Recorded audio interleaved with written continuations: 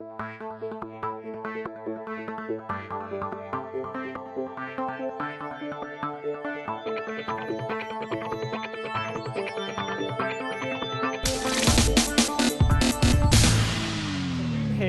has checked their mobile phone in the last 30 minutes. Can I get a show of hands, please? Yeah, me too. Pretty much everyone, right? It's everywhere now, isn't it? We can't avoid technology. And did you know that more people in the world have phones now than have toothbrushes? Can you believe that? Incredible, right? But I see a lot of people getting frustrated by technology. They see it as they're over here, and the technology is at arm's length for the nerds like me over here to deal with and create with. And they just want to stay over here and have someone else do it and just keep it at arm's length. But I feel that technology is an essential part of our toolbox, like language and writing. And I want to talk today about how technology can be your friend.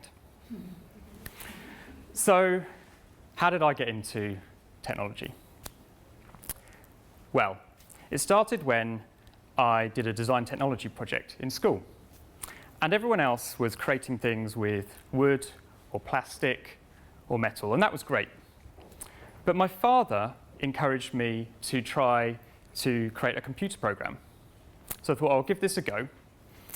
And as I experimented and tried things out with creating a computer program, I just felt this amazing feeling of having a tool set and a blank canvas of which I could create anything.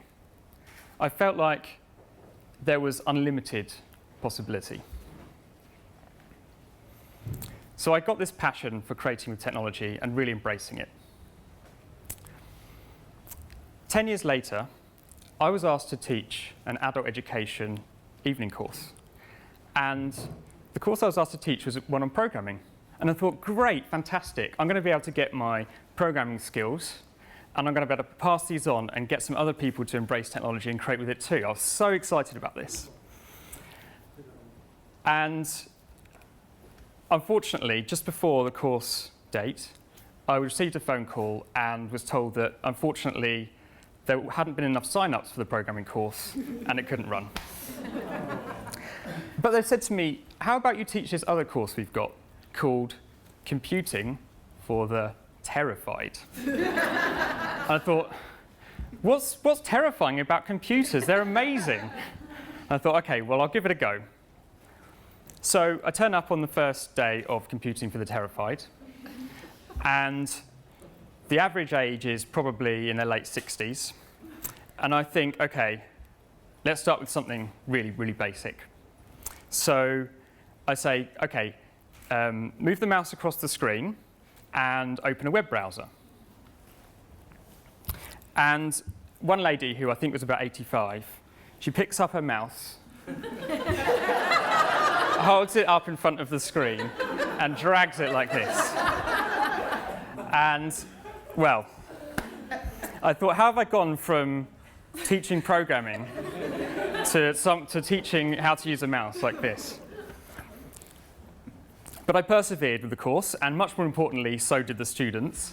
And they got to the end of it, and by the end, they could browse the internet, they could do email, they could create documents. And importantly, they felt like they were part of our digital society.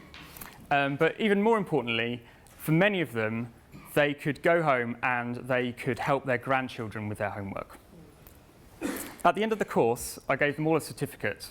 And that same lady who'd picked up the mouse and done this, she came up to me and said, do you know that's the first certificate I've ever received in my entire life?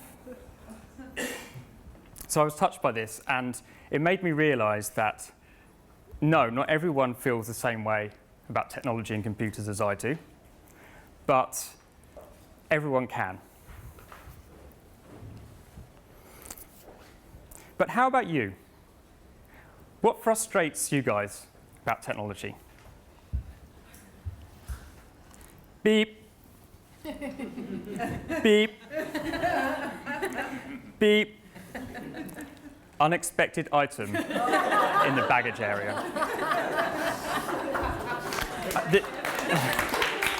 I mean, this is so annoying, isn't it? I mean, it frustrates me too. But I got to thinking about how people are frustrated about this and what an alternative approach might be.